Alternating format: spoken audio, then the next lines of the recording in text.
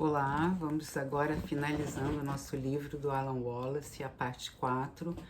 Essa parte 4 é chamada de Explorando a Natureza da Consciência e ela é composta por 4 capítulos, cada um deles abordando essa temática da consciência.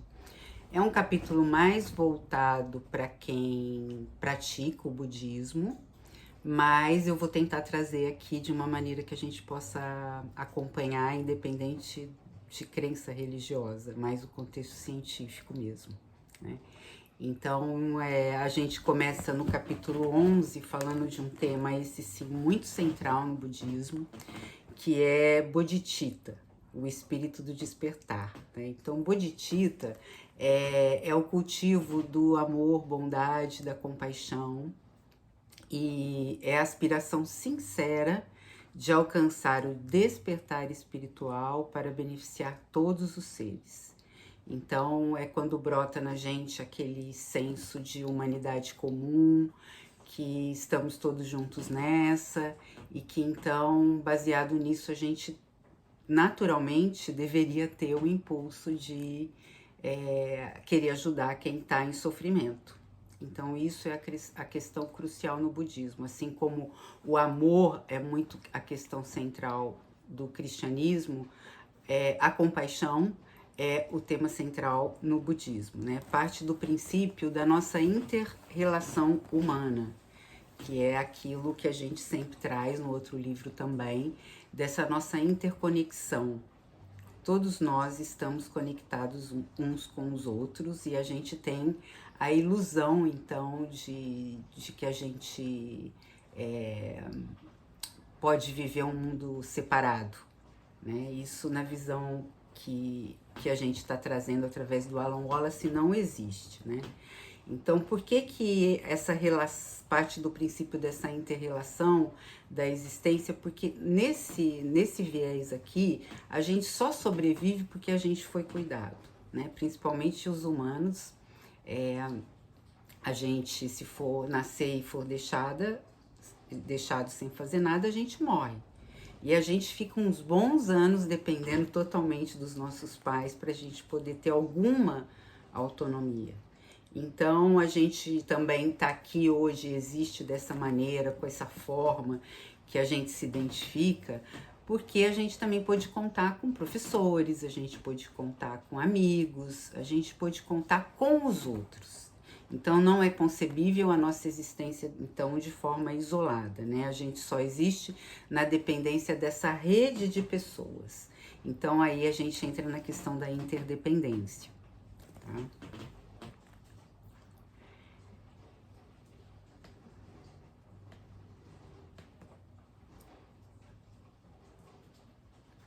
Então, nessa perspectiva budista, existem 3 dimensões de consciência, né? A psique, que são processos mentais conscientes e inconscientes, condicionados pelo corpo, interação com o meio. Então, é tudo aquilo que a gente, no decorrer da vida, aprende, se representa o nosso exterior, e tudo isso está influenciado pelas pessoas e pelo mundo à nossa volta. Então, a gente forma vários processos condicionados à forma como a gente enxerga aquilo, né? E ela é única, ela é singular. Então, essa é uma dimensão, a psique. A outra dimensão é a consciência substrato. Então, a gente meditando, a gente vai percorrendo e se aprofundando em camadas cada vez mais sutis de consciência, até a consciência iluminada, que seria a forma natural da consciência, né?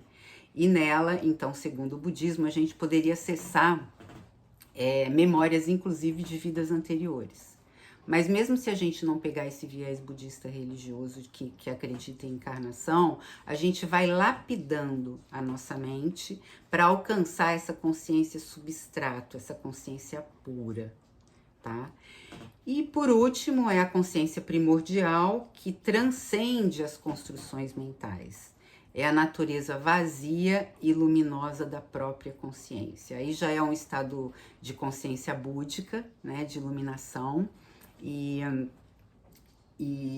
aí a gente então vai ter pouca gente na história da tradição e da literatura budista, e mesmo se a gente for querer fazer uma analogia da iluminação de Jesus, né, que inclusive nesse capítulo também está trazendo alguns cristãos, padres, que se preocuparam em estudar o budismo num determinado contexto, a gente vai alcançando essa lucidez que ela vai se desgarrando. Então são estágios que eles vão se aprofundando, né? A psique tem a questão, embora tenha todo o aparato inconsciente que a gente não acessa, é todo representado, é todo condicionado, o que a gente acha certo e errado, o que a gente acha das coisas, das pessoas, das regras morais, é tudo muito fixado nessa forma, né, material, né, das pessoas e do mundo. E aí, na consciência substrato, a gente já busca uma forma mais aprofundada disso, né? Que seria a gente conseguir ir aprofundando essa nossa visão através da meditação para a gente alcançar mais lucidez, né? Para a gente ver as coisas como elas realmente são, sem estar tão condicionado como na psique, sem estar também tão preso ao nosso formato racional de entender as coisas, né? Então, quando a gente faz isso, a gente corta camadas, superfícies turbulentas e a consciência se ilumina. Então, se a gente conseguir essa consciência substrato na meditação, a gente já vai ter uma vida muito, muito melhor, né? A gente vai conseguir fazer as coisas com menos esforço, porque a gente vai enxergar mais, isso tudo fruto da meditação. E a última, que é a primordial, um pouco mais difícil, né? Que aí já é quem se dedica mesmo à meditação de uma forma a buscar um aprofundamento espiritual mesmo, né? Uma transcendência, digamos assim. Aí ele vai falar nesse capítulo também sobre o principal obstáculo para essa consciência luminosa. Então, o principal obstáculo trazido no livro é a arrogância, né? E é entendida aqui como um sentimento de orgulho e de autoimportância. E ele faz uma analogia que esse sentimento de orgulho e de autoimportância é como o solo no topo de uma grande montanha. Eles fazem muitas analogias, né? Nesse topo, o solo é tão delgado que não pode crescer nada. E são nos vales da humildade, então nesse entorno da montanha é que as qualidades da iluminação crescem. Então a gente pegar esse entorno da montanha, ou mesmo a base da montanha, seria a analogia em relação à humildade. A gente vive uma vida que a gente não se afeta, não se sente tão importante assim a ponto de desprezar as pessoas, de se achar muito diferente. E essa dimensão é uma dimensão relacionada à ignorância, né? A ignorância de quem não sabe nada, quem tá aqui não sabe nada. Melhor aprender antes dessa experiência acabar, porque a gente estamos junto nessa. Então não adianta ficar se achando muito importante, não. Aí o obstáculo, ele coloca também que o luxo e o conforto potencializam o surgimento da arrogância e da complacência, né? A gente fica quando tem muita abundância ao nosso entorno, é natural que a gente dê uma folgada em alguns aspectos, é natural, inclusive, eu sempre digo, a gente esquece de meditar em festa, quando a gente está rodeado de pessoas, quando a gente tem abundância de afeto, quando a gente acha que tá tudo bem. Quando a vida tá normal ou quando a gente acha que não tá legal, a gente não esquece de meditar. Então, as condições favoráveis, elas têm esse aspecto de de propiciar, de facilitar o surgimento da arrogância, né? E, por outro lado, as adversidades, elas podem nos tornar pessoas melhores.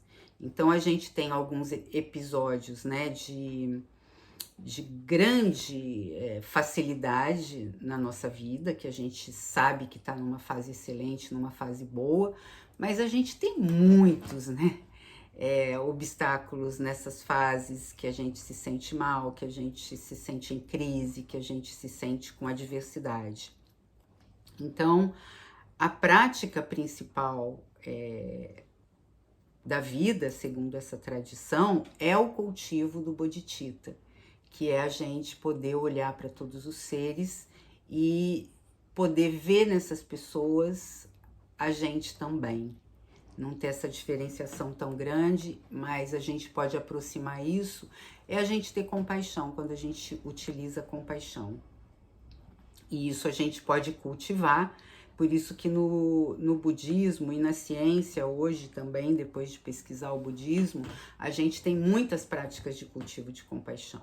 Porque mesmo a gente tendo uma sociedade egoísta, a gente não tendo desenvolvido muito essa questão da compaixão como uma habilidade, porque é uma habilidade, pelo contrário, né? Cada um por si, cada um com seus problemas. Tem umas frases aí que a gente meio que tem incorporado, né? Na vida social, na vida profissional. Mas o fato é que se a gente não tiver bodhicitta, se a gente não tiver compaixão, a gente não tem chance de atingir essa luminosidade da mente. E a gente tem, portanto, não tem chance de ser feliz, não tem chance de evoluir mesmo nessa vida. Aproveitar que a gente está aqui para poder fazer a diferença na nossa, mas também na vida das pessoas, né? Da gente ir se superando, né? A gente vai então se encaminhando para o capítulo 12, que vai tratar do yoga dos sonhos. Esse yoga dos sonhos é tratado nesse capítulo 12, também no seguinte. Nesse a gente vai tratar da prática diurna do yoga dos sonhos, e no seguinte a gente vai tratar da prática noturna, né? Então, vamos começar trazendo uma noção do budismo também, que eu acho interessante para a gente entender um pouco também questões assim interessantes do budismo que podem iluminar nosso entendimento também acerca da nossa vida cotidiana, independente da crença, né? Então, eles têm nesses ensinamentos que o Alan Wallace traz, que são as 6 perfeições, que na verdade são as formas da gente se aproximar cada vez mais desse cultivo do bodhicitta, da compaixão. Então, quais são essas 6 perfeições? A primeira é a generosidade, o espírito de doação, tanto material, mas também afetivo, de proteção, de amor, de conselhos espirituais, se colocar a serviço, né? Então, essa é a primeira das 6 perfeições. A segunda é disciplina e ética. Não causar dano a si mesmo e nem aos outros. É mais do que regra moral de pode, não pode, de proibido, né? É uma coisa que a gente tem dentro da gente, independente se tem alguém olhando ou não o que a gente está fazendo, né? Que são aqueles princípios, né? Aqueles princípios éticos que a gente age com o outro, com essas virtudes que estão dentro de nós, com esses princípios éticos, então a gente tem que ter essa disciplina ética. A terceira perfeição seria a paciência ou tolerância, paciência aqui no sentido de bravura, de coragem, né? Vontade de aprofundar na prática, tanto na sua quanto no outro, de enfrentar os problemas, e aí a gente vai também ter, como está dizendo aqui no quarto, né, na quarta perfeição, que é o zelo e o entusiasmo da gente se engajar nas nossas condutas, né? Seja o que for que a gente estiver fazendo, seja com quem for que a gente estiver se relacionando, que a gente possa ter esse entusiasmo, essa presença, fazer o nosso melhor, que a gente não pode controlar nada, mas a gente pode fazer o nosso melhor, é o máximo que a gente consegue. Então, a gente ter essa motivação, né? A quinta perfeição é a meditação, né? Que é refinar a mente por meio da quietude meditativa. E a sexta é a sabedoria, que é a culminância das anteriores, que tem insights sobre a natureza da mente primordial, é o antídoto contra a ignorância e que está por trás de todo o sofrimento. Então, a gente praticando todas essas outras perfeições, a generosidade, a disciplina ética, a paciência, a tolerância, o zelo, o entusiasmo, a meditação, a gente vai, então, ter a chance de conquistar a sabedoria. Fora disso, a gente não tem, né? Então, nessa prática diurna do yoga dos sonhos, ela tem por finalidade uma coisa que é um pouco difícil, porque a gente tem que ter uma mente muito treinada.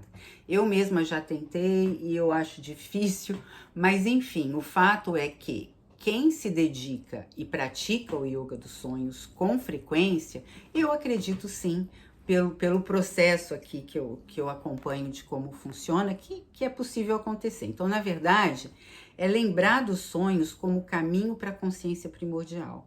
Lembrando que a consciência primordial é aquela consciência iluminada, aquela consciência búdica, né? E a preparação começa durante o dia, por isso que é o yoga dos sonhos diurna, né? Então, como é que a gente se prepara?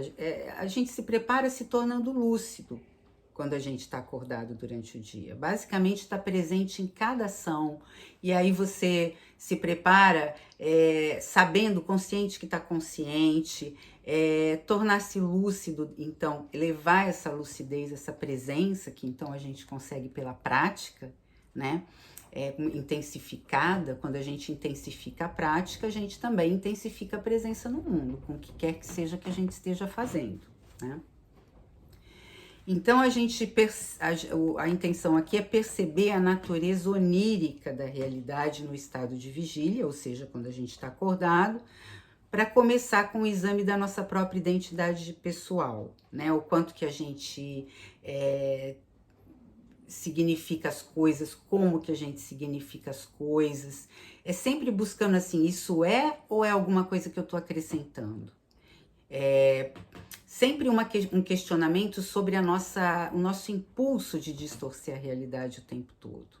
E sempre trazer para o mais próximo possível do que é, e não daquilo que a gente acrescenta ao conteúdo que a gente está vivendo, né?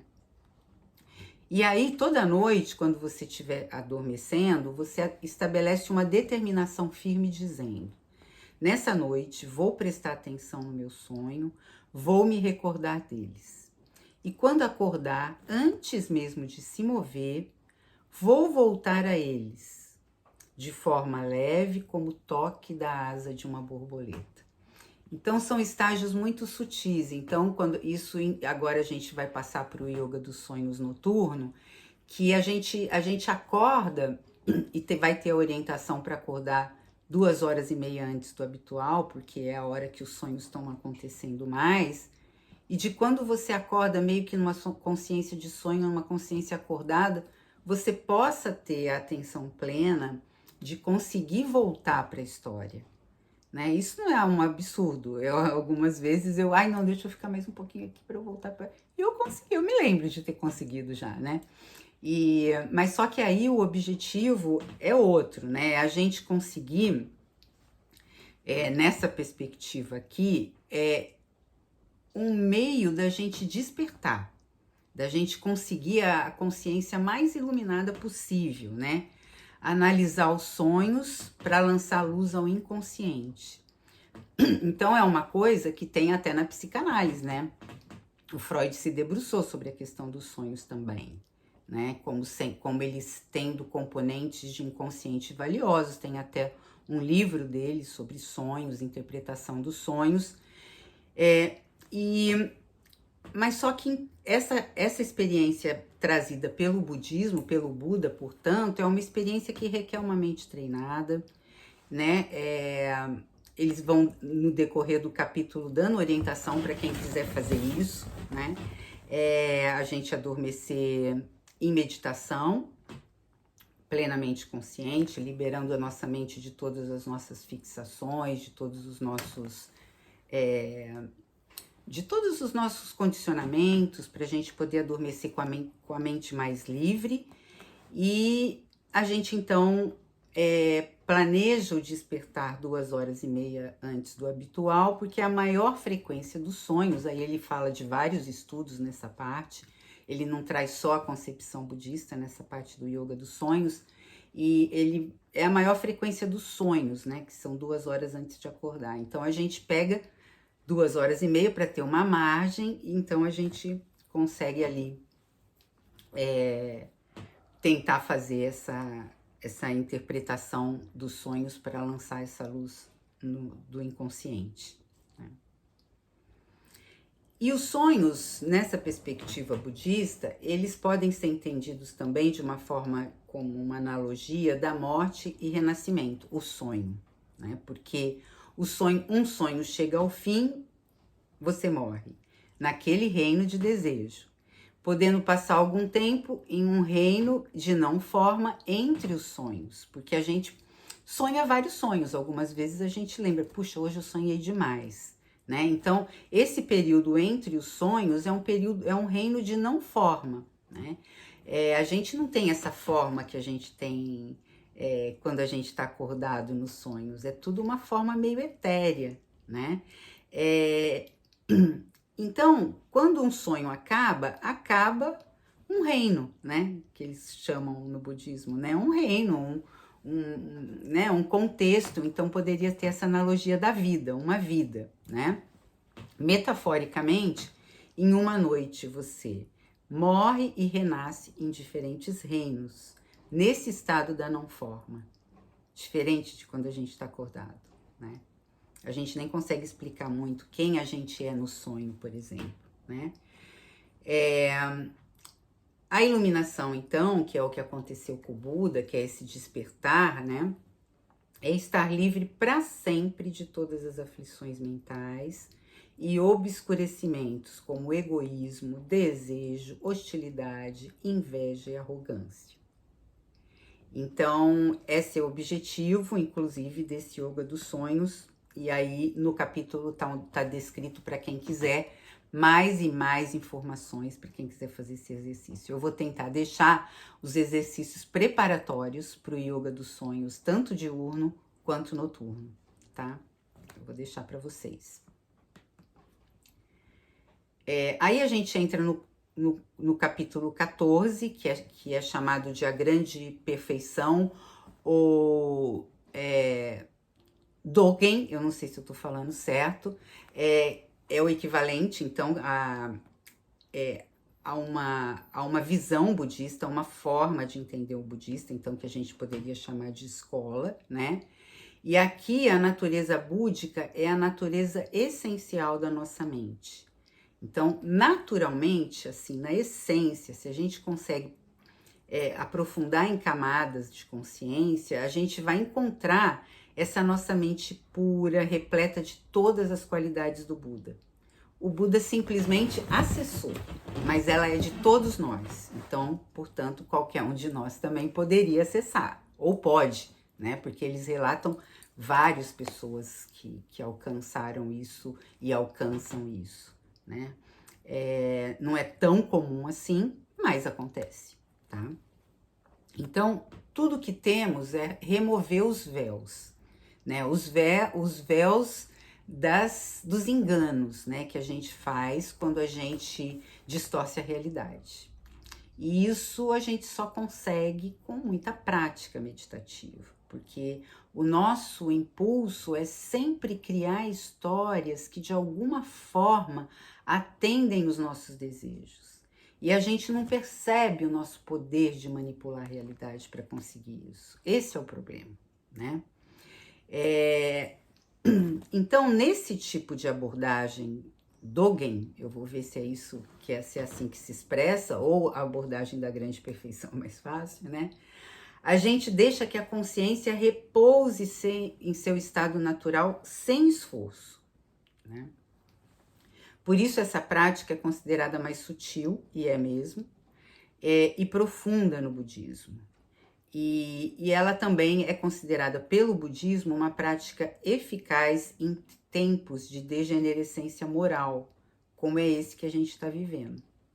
Parece meio contraditório como é que o sutil vai fazer efeito em tempos tão cascudos, né, de degenerescência. É que quando a gente chega assim no fundo do poço mesmo de qualquer coisa, é que a gente começa a se interessar e a ter muita motivação para sair daquele lugar, né? Então aí a gente começa a se abrir para essas formas mais sutis como uma forma da gente alcançar logo alguma melhora, né? Então, ele chama atenção que existe um perigo de trazer essa abordagem sutil para os nossos dias de hoje, e o medo dele no livro expresso é de que ao a gente transportar essa forma, essa meditação, essa prática, essa filosofia da grande perfeição, a gente possa simplificar demais para poder caber na nossa cultura, por exemplo, e aconteceu o que aconteceu, segundo ele, com o Zen, que é riquíssimo, né, tanto em conhecimento quanto em prática, e o Vipassana, né, que ele, segundo ele, foram reduzidos a uma coisa muito elementar, né?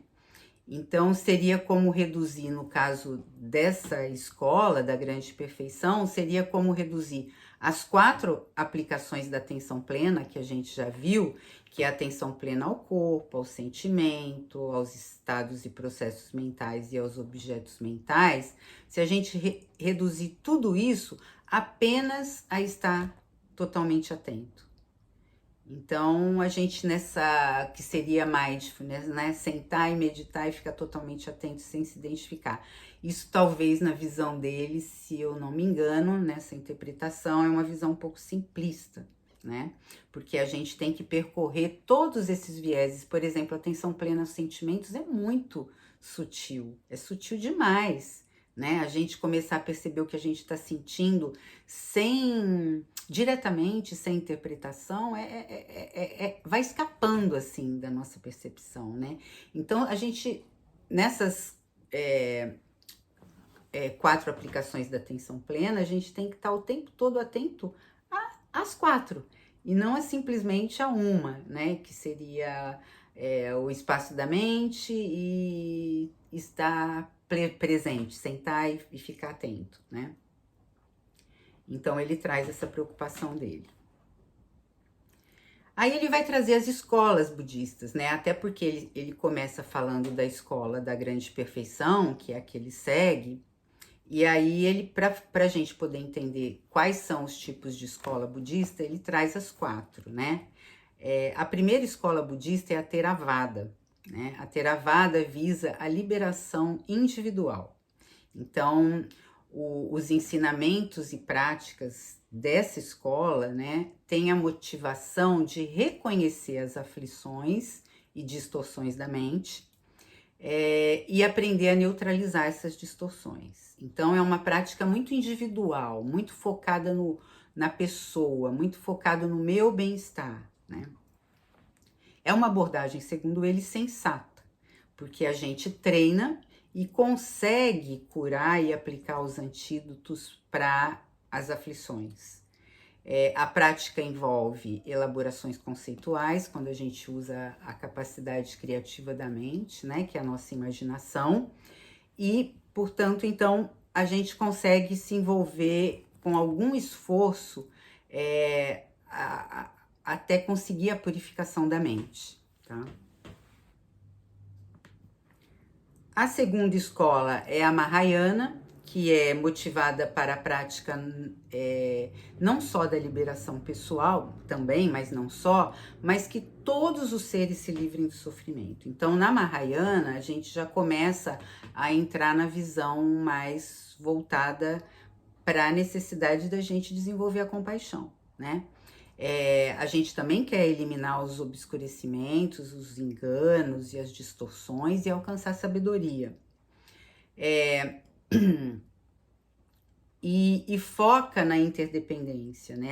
A interdependência de todos os seres. Nós existimos por uma sequência de atos e acontecimentos, pais, professores, amigos, como a gente já viu, e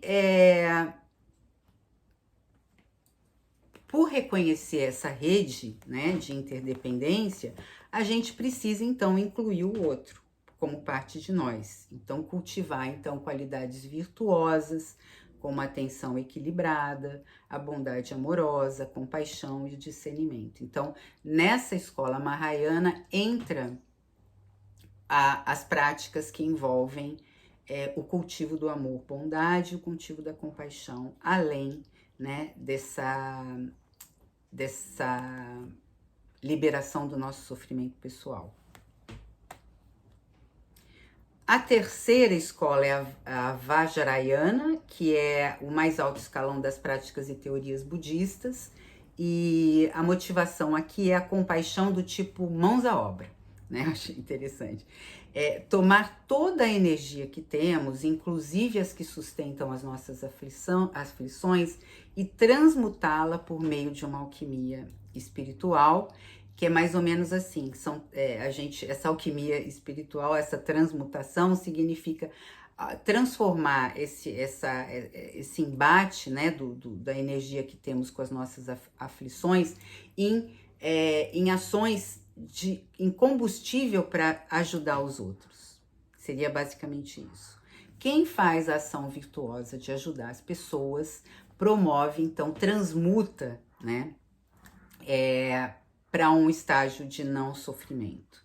Então, seria mais ou menos assim, né? Se a gente gera méritos, né? Que seria ajudar o outro, ser virtuoso, ser compassivo, não perder uma oportunidade de agir na direção do outro para aliviar o sofrimento. Tudo que a gente faz nesse sentido gera mérito. Ou numa linguagem mais cotidiana, mais talvez fácil da gente entender, a gente queima karma, né? Que seria aquelas coisas ruins que a gente traz de outras vidas. Então, ele tem um livro que ele cita pra gente, que traz muitas técnicas desse tipo de elaboração conceitual que transforma a negatividade em virtude, que ele cita no livro, que é a Introdução ao Tantra, e que tá lá no livro. E se alguém quiser mais dicas do autor e tudo mais, eu posso deixar aqui também nos comentários, tá bom? Deixa eu ver que horas são. E a última escola, então, é o Dogen, que é essa da grande perfeição, que o capítulo a gente começou com ele, que é a culminância do Vajrayana, que é essa última, que não há mais o mesmo esforço de elaborações conceituais, né? Há uma simplicidade, se estabelecer profundamente na consciência pura. O objetivo é encontrar a consciência prística, natureza fundamental e búdica da nossa consciência. Envolve o conceito de vacuidade, os fenômenos são sempre interdependentes. O conceito de vacuidade é um conceito mais profundo de ensinamento que a gente não vai conseguir aqui trazer, mas eu vou ler o que o Alan Wallace traz com relação à vacuidade, que é: os fenômenos que experimentamos não existem independentemente de nossos modos de percepção ou concepção. Portanto, dizemos que eles são vazios e de existência inerente e objetiva, como os eventos em um sonho. Então, nada existe de forma independente. Então, o final dessa interdependência toda é o vazio. Então, o objetivo nessa grande perfeição é a gente conseguir chegar num ponto onde a gente consiga fazer parte desse todo, que vai dar nesse vazio da forma, tá? Aí tem um pedaço, última parte do livro, então, que a gente já está chegando aqui no final, que ele vai falar da clara luz da morte. O budismo trata sempre da questão da morte com muita naturalidade, porque eles acreditam na vida após a morte, e tem vários mecanismos que eles utilizam para a gente ter uma boa passagem da consciência de acordado, ou da consciência de quando está quase morrendo para a consciência do pós-morte, para facilitar esse processo. Eles têm muitas técnicas que se preocupam com esse momento, justamente para diminuir as aflições das pessoas, né? Então, a clara luz da morte são aqueles que são capazes de reconhecer a natureza da consciência quando estão na sequência final do processo de morrer. Então, eles estão no estado de concentração tão profundo que eles passam para o outro lado, e o que comumente acontece com pessoas assim muito preparadas, aí já são aqueles monges, aqueles lamas budistas que são professores muito que passam a vida praticamente dentro de uma caverna anos a fio meditando. Eles permanecem nessa luz por dias, às vezes 5 dias e menos comumente por até meses, né? Com calor ainda na região do coração, e o corpo não se decompõe, embora todos os sinais vitais eles já tenham sido, né, sucumbidos, mas a pessoa fica repousando na consciência prística, primordial. Você não morre nessa abordagem. Então, nessa parte do livro, dessa clara luz da morte, ele conta, então, vários casos, inclusive ele relata que ele e mais alguns neurocientistas foram avisados de uma pessoa muito iluminada, assim, que estaria morrendo, para eles acompanharem isso. Então, no livro também mostra isso para quem tiver curiosidade, inclusive alguns padres que são mandados do Vaticano para lá, para poder estudar essa questão desses corpos que se permanecem sem decomposição por alguns dias, né? Porque é um tema que aproxima de tudo, né? Inclusive do ponto de vista cristão da ressurreição, né? Para os católicos, né? Da ressurreição de Cristo, né? Porque aí dentro dessa clara luz da morte, ele traz também o corpo de arco-íris, que é um outro termo budista que fala que no pós-morte, elementos materiais do corpo são extintos, restando apenas um corpo de forma vazia. Então a pessoa volta para o vazio, sem forma. E também é relatado nessa parte final do livro, então, portanto, que está na página 221, a história real de corpos de arco-íris relatadas no livro, tá? E então a gente chega aqui ao fim desse livro fantástico do Alan Wallace, um livro de conotação budista. Eu penso que o Alan Wallace, de uma forma assim equivalente, seria o Freud do budismo nessa visão científica, porque ele traz, né, ele tenta aproximar o budismo, né, filosofia, com a ciência, e ele consegue isso, mas de uma forma muito profunda. Então, não é um livro tão fácil para quem não tem um conhecimento prévio do budismo, mas é um livro muito profundo para quem quiser, como eu, reler e fazer as práticas correspondentes de cada capítulo, porque ele é permeado de prática, né? Isso que eu acho bacana. Ele tem prática em cada capítulo, esses capítulos e essas práticas também estão disponíveis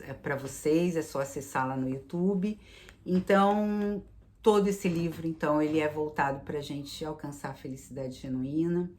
O Alan Wallace traz as práticas principais, que ele acha que são as mais importantes nessa caminhada longa dele, inclusive tendo sido monge. Então, é um livro muito prático também, né, para quem quer se aproximar dessa leitura búdica da vida, né, para a gente conseguir mais, talvez não se iluminar, mas mais clareza, mais consciência, né? Então ele termina até o livro dizendo que o desafio diante de nós é descobrir quem realmente somos, conhecer a nós mesmos, e isso nos libertará. Então eu deixo vocês com essa frase do Alan Wallace, desejando que todos tenham um ótimo dia e que a gente possa em breve se encontrar de novo com o próximo Ler Juntos. Namastê.